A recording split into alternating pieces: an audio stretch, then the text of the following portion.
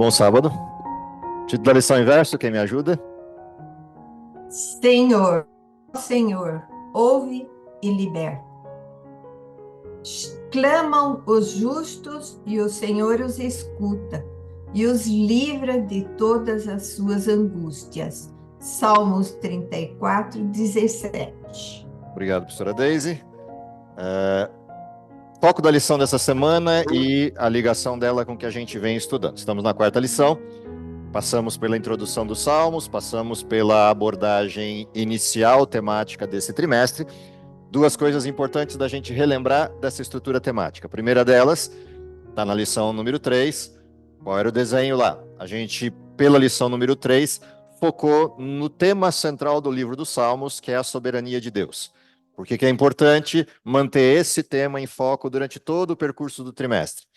Cada uma das abordagens temáticas que a gente vai observar na lição desse trimestre dependem desta perspectiva, ou seja, da gente saber, da gente entender, da gente reconhecer que Deus continua soberano a despeito de toda e qualquer circunstância que passemos durante o intervalo chamado período do pecado. Uma vez que a gente compreenda isso, entendeu o que significa a soberania de Deus e todos os aspectos disso, agora cada um dos temas daqui para frente vai pensar um pedacinho dessa soberania para justificar o que a gente está estudando. Então, na lição dessa semana, a gente começa exatamente com isso. O tema geral é o Senhor ouve e o Senhor liberta.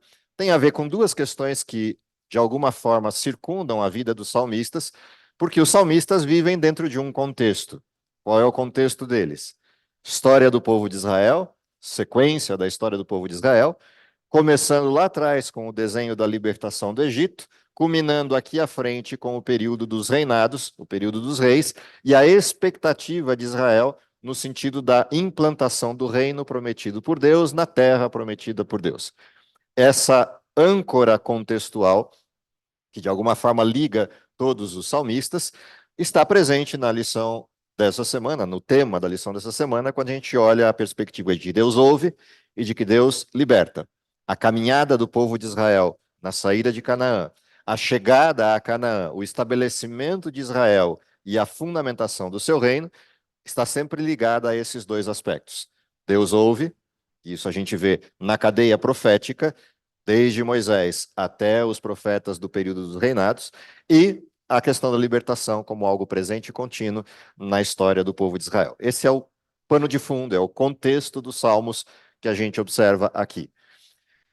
O interessante não é observar os salmos sob essa perspectiva, embora é importante a gente compreender o contexto, o interessante é verificar como essa mesma estrutura se conecta com o nosso tempo.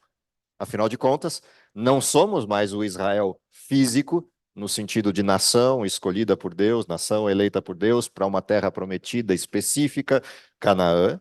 Somos a nação espiritual de Deus, no contexto daqueles que são chamados para serem filhos de Deus porque creem no nome de Cristo, João capítulo 1.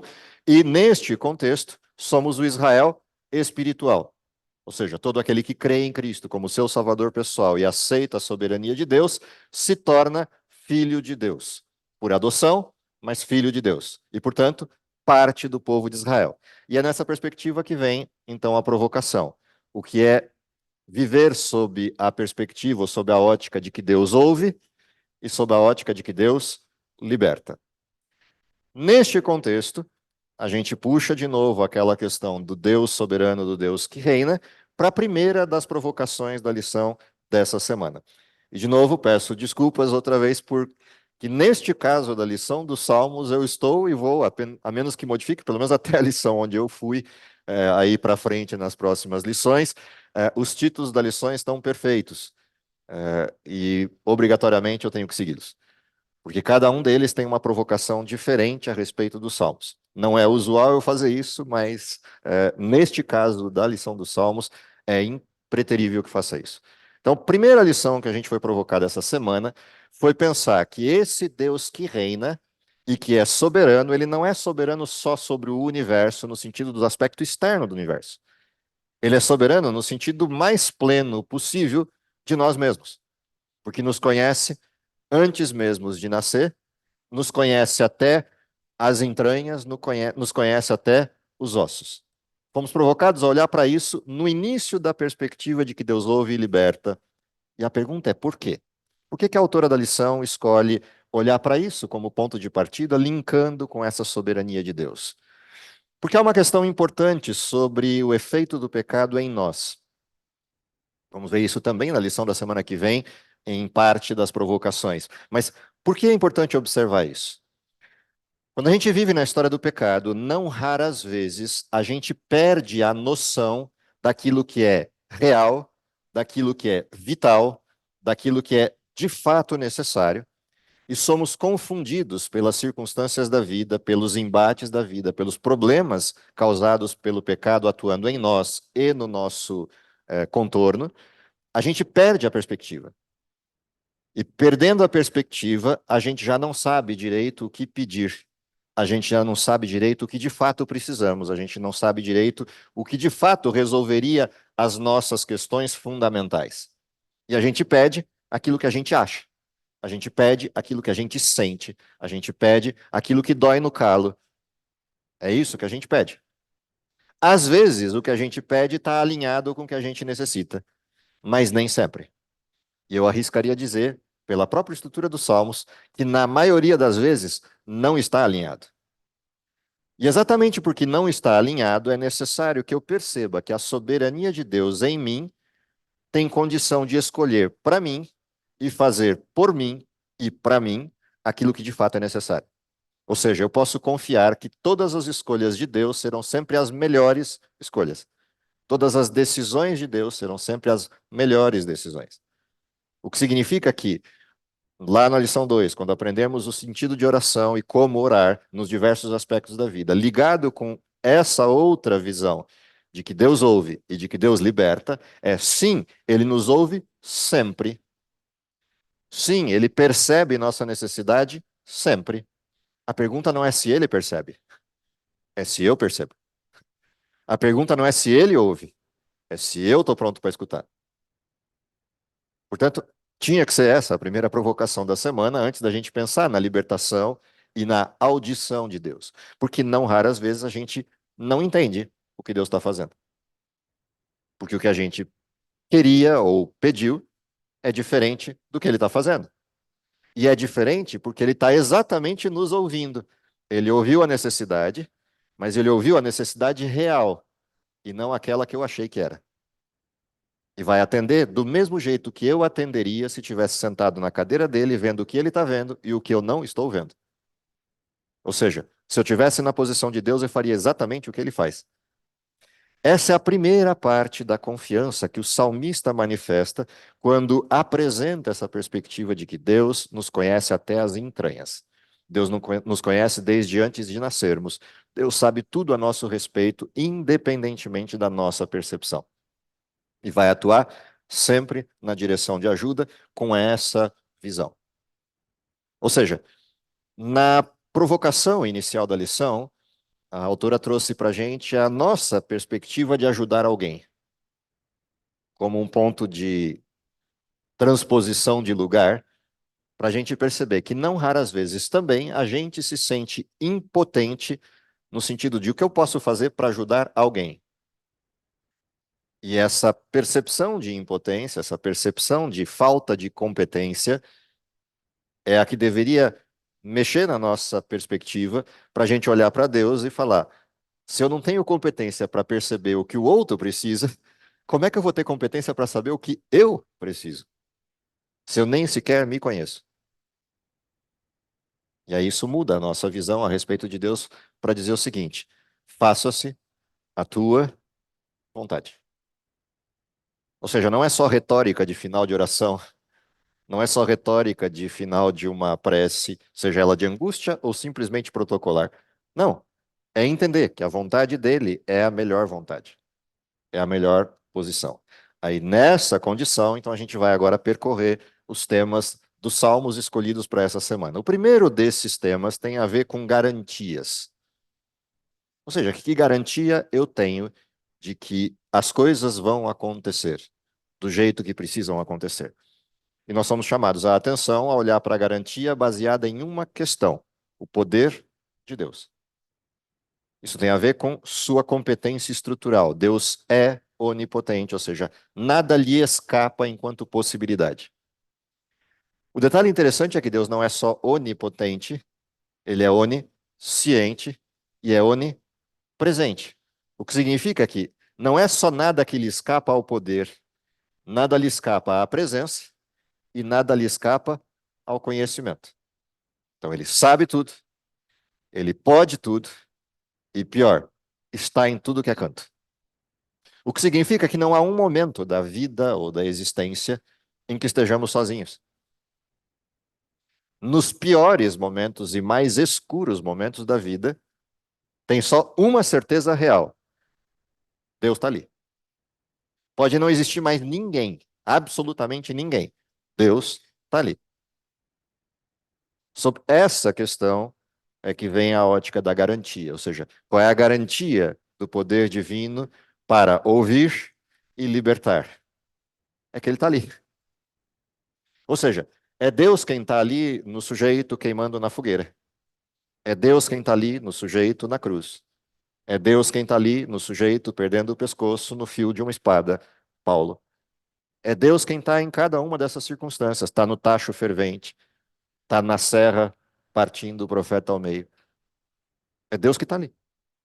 Não importa a circunstância. Ele não arreda o pé.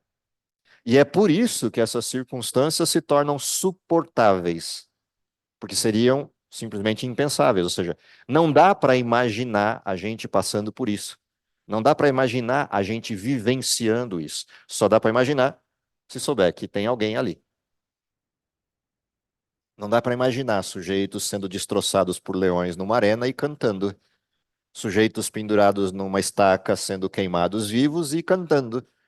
Põe um palito de fósforo no dedo do pé e acende e vê se você consegue cantar. Quando o fogo descer um pouquinho mais. Imagina uma fogueira. Ou seja, a certeza da presença contínua de Deus tem a ver com isso. Eu entender que esses atributos são mais do que uma retórica filosófica de atributos, de definição do que é uma divindade. Não. É a certeza de que Deus está em todos os lugares de fato, sabe tudo o que está acontecendo, vivencia isso, e pode fazer qualquer coisa que ele quiser, inclusive me libertar plenamente daquilo, ou simplesmente não fazer nada e só me dar a condição para suportar. Ainda assim será a melhor escolha. Ou seja, a garantia é a garantia de que ele está sempre ali, e não a garantia de que ele vai fazer, como um Papai Noel, aquilo que eu quero. Elmer? Quando tudo vai bem, é muito fácil Sim. eu estar aqui, não é? Mas existem alguns pontos na vida Uhum. que são complicados. Então, eu li um livro de William Craig, Apologética para Questões Difíceis da Vida. Um livro maravilhoso. Porque, às vezes, é muito difícil a gente entender. Teve um janeiro que eu atendi uma senhora, que eu conheci o filho dela, que ele era frentista de um posto. Ela entrou com a filha no consultório assim arrasada. Daí eu falei, o que aconteceu com a senhora? Eu já tinha tratado ela. Ela falou, o senhor sabe aquele filho meu lá do posto? Sei. O senhor lembra da tempestade que teve há 15 dias atrás? Sim. Aquela tempestade destelhou a minha casa. Eu falei, eu pedi para o meu filho pôr as telhas para mim. Ele foi, subiu, caiu e morreu. Daí eu falei, nossa. E a filha estava junto, eu falei, o que eu vou falar? Daí, conversando um pouco mais a respeito dela, ela falou, o senhor sabe o sulcão ali na Anhanguera? Sei. Há 5 anos atrás, meu filho era o segurança do sulcão. Ela falou, teve um assalto, deram um tiro e mataram meu filho. O outro filho. Não sabia o que falar. Daí a filha está assim, sabe, doutor? Minha mãe tem 3 filhos. O terceiro filho, há 2 anos atrás, destelhou a casa dela. Ela chamou ele, ele foi lá. Ele caiu do telhado e hoje é tetraplégico. Então, é muito fácil Uhum. a gente fazer um discurso de muita muita confiança Uhum. quando tudo está bem. Quando a gente se defronta a situações dessa, a gente fala: meu Deus, qual é a tua vontade? Então, Júnior, é uma coisa que machuca muito a gente. A gente Uhum. tem que pedir a Deus muita, mas muita ação do Espírito Santo para a gente conseguir entender os momentos da luta. É o caso do que o Nelson falou. Sim. Há 50 anos atrás, um ônibus ou dois ônibus da Central foram para um congresso de jovens, morreu todo mundo acidentado num ônibus. E um que não morreu está paraplégico há 50 anos. Então é difícil a gente entender. Não, essa é a melhor vontade de Deus. Então, eu estou pondo isso aqui Sim. quase que como um advogado do outro lado, né? Mas não. Mas essa é a essência do Salmo. Mas essa é a essência que nós precisamos captar para nós, porque senão vai ficar só discurso. Sim. A essência do Salmo é exatamente essa, ou seja, é a percepção de que você chegou no limite da potencialidade humana e daí para frente, ou é a confiança em Deus, ou é o desespero absoluto. Ou seja, não há, nesse ponto de limite, outra opção, não há uma terceira via. Ok? Porque nesse ponto, todas as certezas acabam. E é essa a questão que o Salmo traz de maneira bastante preciosa. Você vê os sujeitos literalmente no fundo do poço, literalmente percebendo não há saída, e aí ele dá um passo para trás, ele se distancia da cena, abre a perspectiva e começa a perceber, não, tem outra cena ocorrendo por trás da cena, Deus continua no controle. É esse afastamento, esse movimento de entrar no limite da exaustão e dar um passo para trás e perceber o contexto, quando ele observa Deus agindo nas circunstâncias gerais, que dá essa condição de apesar de, estou em paz. Apesar da angústia, apesar da desgraça, apesar do sofrimento que é real, a paz quebra essa estrutura no sentido de que eu confio que Deus continua no controle e no fim da história ele resolverá o problema em definitivo e não nas circunstâncias da história. Esse é o grande movimento desses salmos. Uhum, O Paraninfo fez o discurso, uhum, não é? Eu até comentei com a Liane. Então, o Paraninfo ele começou citando Karl Marx, não é? Falando que sim. na origem da espécie, lá quem fala o que sobrevive não é o mais forte, mas aquele que se adapta melhor. Pronto, essa foi a frase dele. Segunda citação que ele citou, eu até falei para a Eliane, eu falei, você viu como ele citou com desconforto uma frase da Bíblia? Depois ele partiu para dois outros filósofos, não é? Então aí está o ponto da cosmovisão. Uhum, Então, se a sua cosmovisão não resolve o teu problema do presente e do futuro, então a verdadeira cosmovisão tem que explicar a origem, o presente e o futuro. e o futuro. A situação é de total desespero. Uhum, Se eu não conseguir ter uma cosmovisão de que Deus, apesar das circunstâncias em que eu estou, Deus não é definido pela circunstância em que eu estou, pelo caos que está na minha vida. Isso não define Deus. Eu tenho que ter uma cosmovisão que consiga explicar e definir Deus apesar das circunstâncias que eu estou. Senão, qualquer cosmovisão não te explica o futuro e vai levar você ao desespero total. Por isso que muitas pessoas evoluem para quê? Para um suicídio. sim. Uma coisa interessante na tua fala é quando você coloca a cosmovisão, ela tem que explicar Deus apesar de, e que Deus não é definido por causa de, ou seja, Deus não é definido no sofrimento, na dor, na dificuldade ou no caos. Há algo que é definido no caos e que as pessoas estão se esquecendo. O caos define o seu causador. Ou seja, o caos define o diabo, não define Deus. O caos define o porquê Deus permitiu tempo para que o diabo manifestasse o resultado da sua tese. Ou seja, Deus também se define no caos pela perspectiva da inversão disso, ou seja, quando eu olho para o caos, eu percebo a misericórdia de Deus e a justiça de Deus em permitir que até o mal chegue à sua exaustão. Porque no fim da história, às vezes a gente tende a esquecer, e é interessante isso que você levanta da cosmovisão do começo, meio e fim, é que ver o começo e o meio é fácil. O fim é que não é, porque o fim ainda não aconteceu. Mas quando eu penso na perspectiva de que o fim é eterno, então o caos se torna idiota, imbecil, porque ele é um hiato. Ou seja, por que Deus não tem, entre aspas, a palavra, que se preocupar com o intervalo? Porque é só intervalo. Ainda que aconteça alguma coisa comigo que para o intervalo seja definitivo, ou seja, a morte, Deus pode dar a vida e ela vai ser eterna depois. Ou seja, é literalmente como se eu tivesse dormido ontem e acordado hoje de manhã.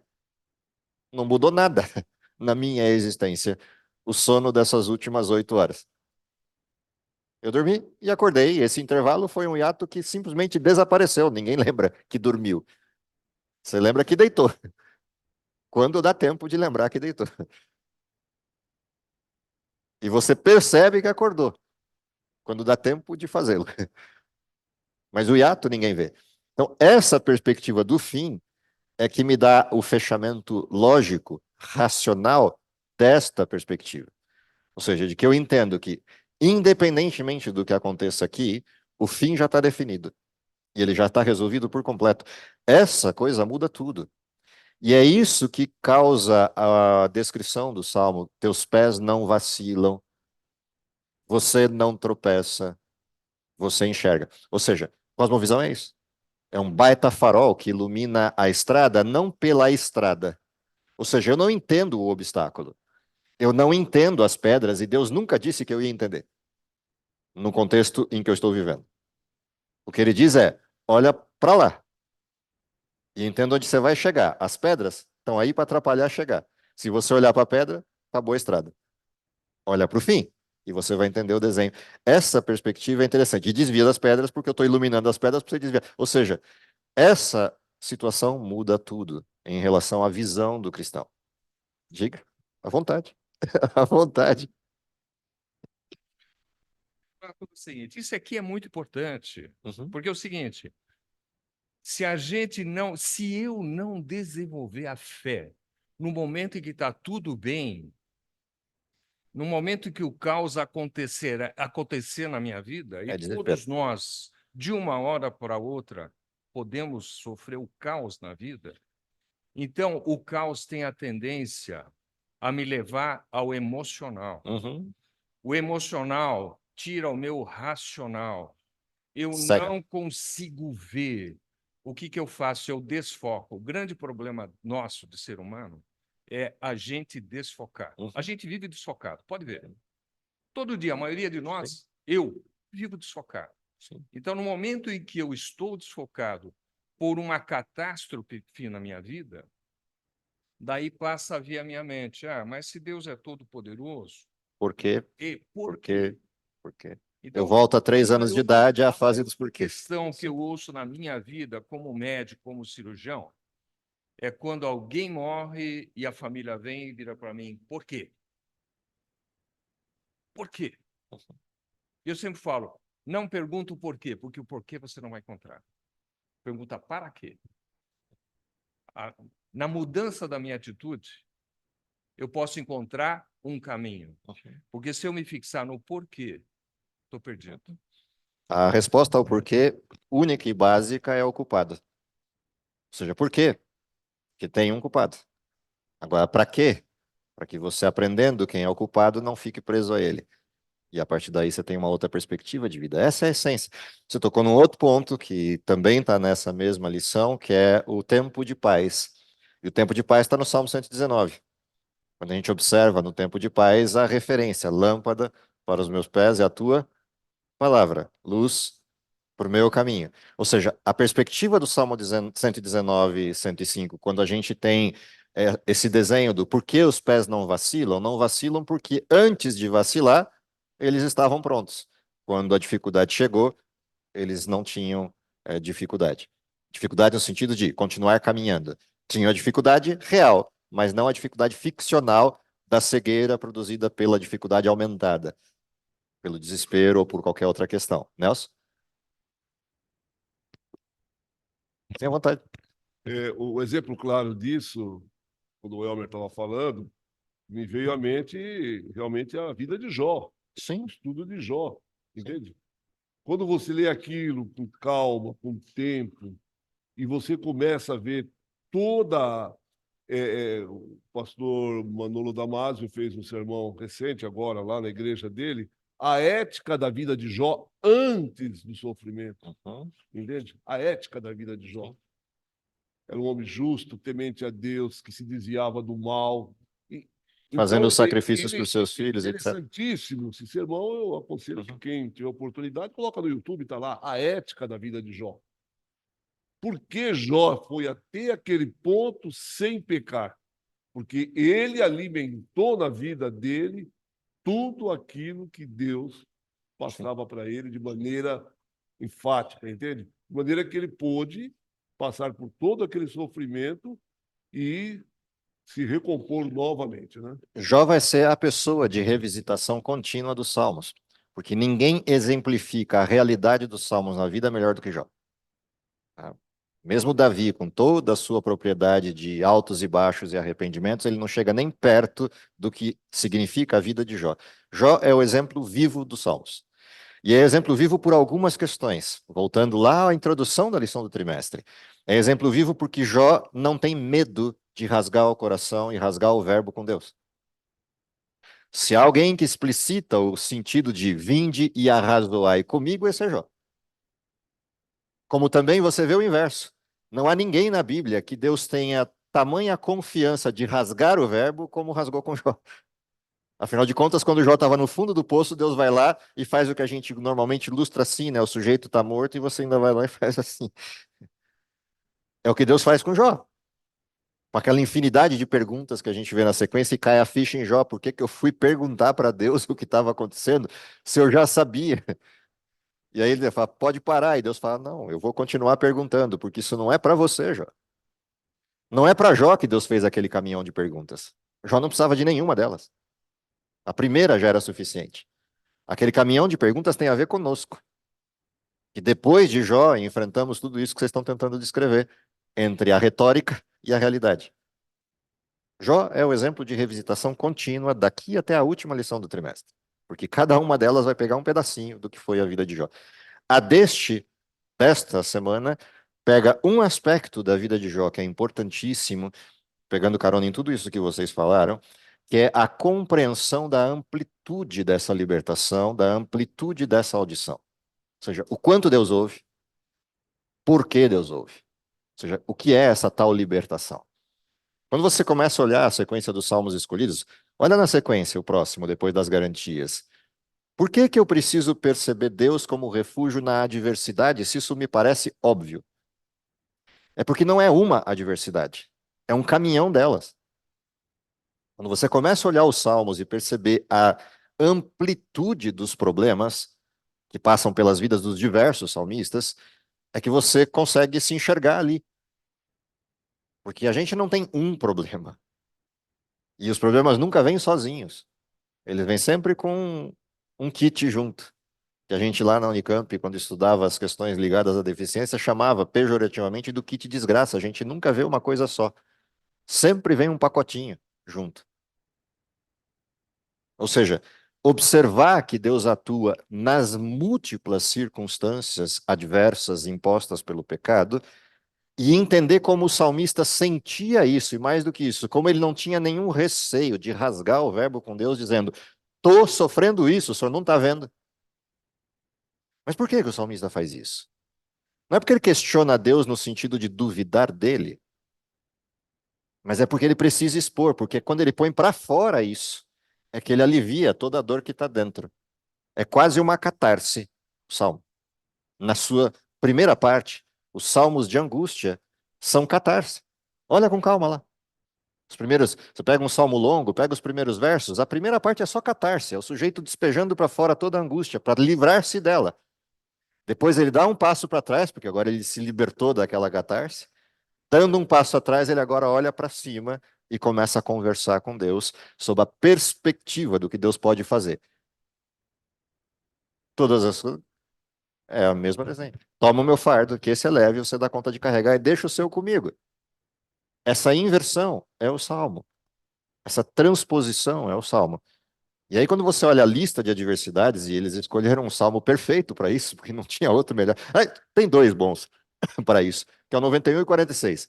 Mas a autora escolheu o 91. E você vai olhando a lista que o Salmo 91 descreve, mas como ele começa?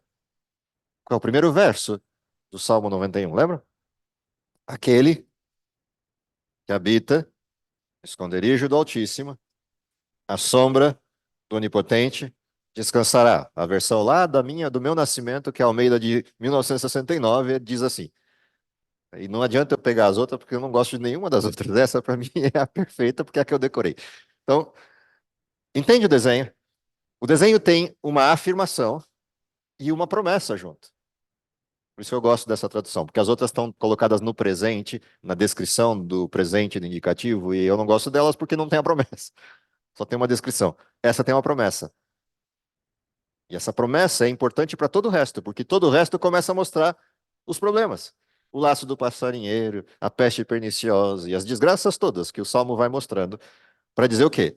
Se eu fico aqui escondido, estou livre de tudo isso. A pergunta é: estou mesmo? Eu estou livre da consequência de me perder nisso, e não livre disso. Vai continuar caindo 1.000, 10.000. O que o texto garante é que eu não vou ser atingido. Atingido em quê? Na minha salvação. Vai ter dor, vai ter sofrimento, vai ter desgraça, vai ter problema, vai ter todas as coisas que acontecem. Qual é a certeza do Salmo? A certeza do Salmo é paz que excede o entendimento. Ou seja, a salvação não sofre. O resto sofre. Se eu continuo para onde a gente foi levado lá no auge da lição na quarta-feira, lembrar duas coisas. Que esse Deus é escudo, esse Deus é broquel, proteção. Esse Deus que é escudo e proteção é mais que isso. Esse Deus liberta das consequências disso. Ele não necessariamente libertará disso. No mundo terão aflições. Tem de bom ânimo? Eu venci o mundo, não as aflições. As aflições eu padeci, para entender e para você ter certeza de que eu sei.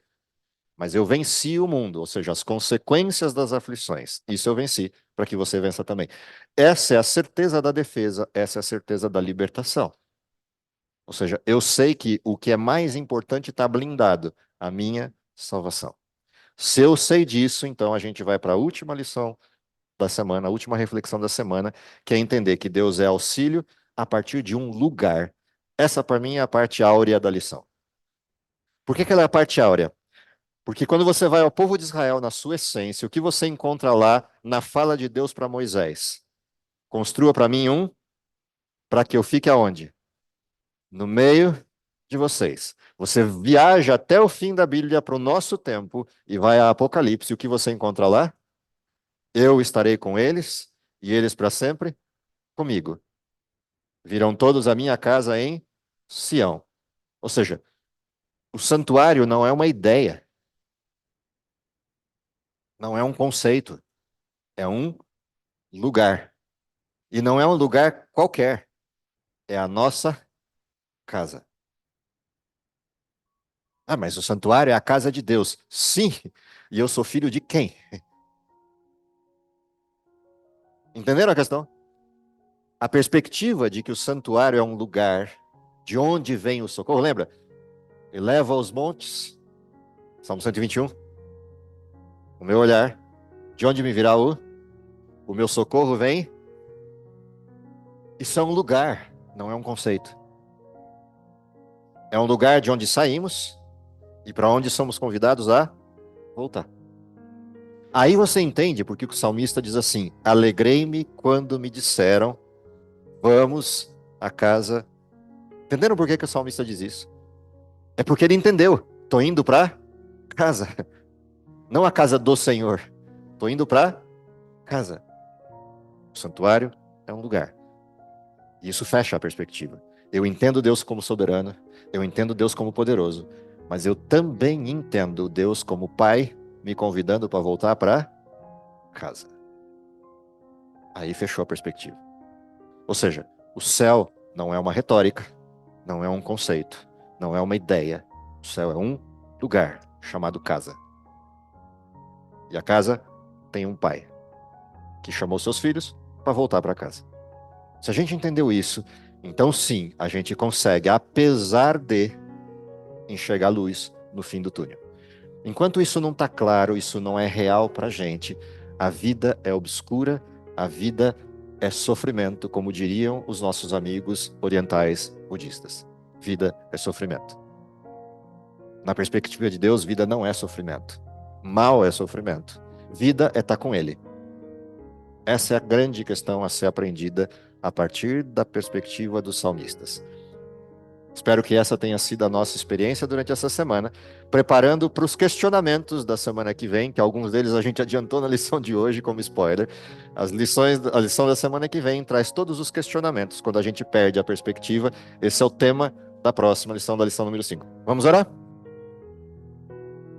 Querido Pai que está nos céus, te agradecemos pelo dom da vida, te agradecemos porque apesar das circunstâncias e dificuldades desse mundo, podemos confiar que temos um Deus que nos conhece plenamente, que observa e percebe todas as coisas que de alguma forma nos afligem e principalmente escolhe a melhor forma com o melhor resultado final na sua intervenção. Dá que possamos confiado nisso, descansarmos e vivermos na paz que excede todo entendimento e compartilharmos esse sentimento, essa percepção com outros, para que também tenham a oportunidade de viver a alegria do encontro contigo.